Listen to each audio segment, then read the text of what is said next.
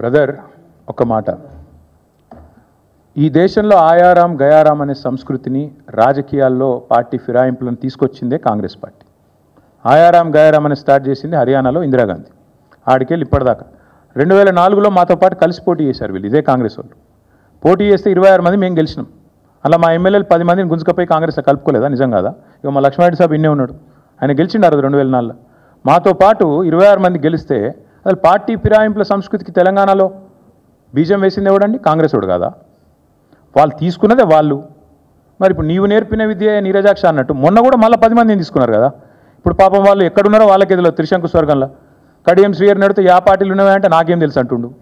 10 మంది ఉన్నారు, ఏ పార్టీలు ఉన్నారో ఎవడు చెప్పలేడు. పాపం వాళ్ళ బతుకంత ఘోరంగా అయిపోయింది ఇవాళ అధ్వానంగా. నేనేమంటున్నా అంటే చేసిన వెధవ పనులన్నీ చేసి మా ప్రభుత్వాన్ని ఎవడో వడగొడతాడు. మేము వడగొట్టుడేంది? ఎప్పుడో బంగ్లాదేశ్ లెక్క తిరుగుబాటు వచ్చి ప్రజలే తను ఎలగొట్టి నిలగొడతారు మిమ్మల్ని. ఎందుకంటే మీరు చేసే లుచ్చ పనులకు ప్రజలకు కోపం వచ్చిందనుకో, రోడ్డు ఎక్కిండ్రు అనుకో, వాళ్ళ ఆగ్రహం తట్టుకోలేకపోతే ఎవడేం చేస్తారు దానికి? మీ ప్రభుత్వాన్ని కూలగొట్టాల్సిన ప్రభాకర్ రెడ్డి చెప్పింది అక్షర సత్యం. ప్రభాకర్ రెడ్డి కరెక్ట్గా చెప్పిండు. ఏం చెప్పిండు? ప్రజలు మా దగ్గరకు వచ్చి ఆక్రోషిస్తున్నారని చెప్పిండు. ఏమన్నాడు? అన్న మేము తిరుగుతున్నప్పుడు వచ్చిన వాళ్ళు వచ్చి అంటారు ఎన్ని రోజులు భరించాలి దరిద్రాన్ని, ఎత్తవతల వాడే రాదుండ్రన్నా అంటున్నారు. మేము చేస్తామని చెప్పలేదు కదా, ప్రజలు చెప్తున్నారు, ఇట్లా అంటున్నారు. కొంతమంది అయితే మేము పైసలు కూడా చందాలు వేసుకొని ఇస్తాం రాబోయ్, వీళ్ళు కులగొట్టురు లొల్లేందని అంటున్నారు అని కూడా చెప్పిండు. ఎస్, మాతో కూడా అంటున్నారు, కానీ మేము కులగొడతామని చెప్తలేం.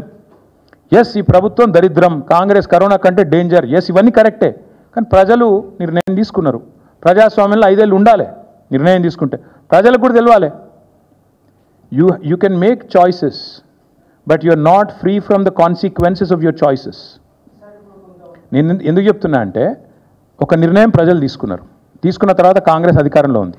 నేనైతే మనస్ఫూర్తిగా కోరుకుంటున్నా కాంగ్రెస్ 5 ఏళ్ళు ఉండాలి, రేవంత్ రెడ్డే ఉండాలి 5 ఏళ్ళు. ఎందుకంటే మళ్ళీ 20 ఏళ్ళ తర్వాత ఎవడు కాంగ్రెస్ కోటేయడు. ఇది నా వ్యక్తిగత అభిప్రాయం. కాబట్టి మాకు ఈ దిక్కుమాలిన ప్రభుత్వాన్ని కూలగొట్టే ఆలోచన కానీ ఎజెండా కానీ కర్మ కానీ మాకు లేదు. అవసరమైతే సందర్భం వస్తే ప్రజలే రోడెక్కుతారు, తొక్కేవతలు వాడేస్తారు. ఇంతకంటే పెద్ద పెద్ద నియంత్రణలే కొట్టుకపోయినారు. Thank you.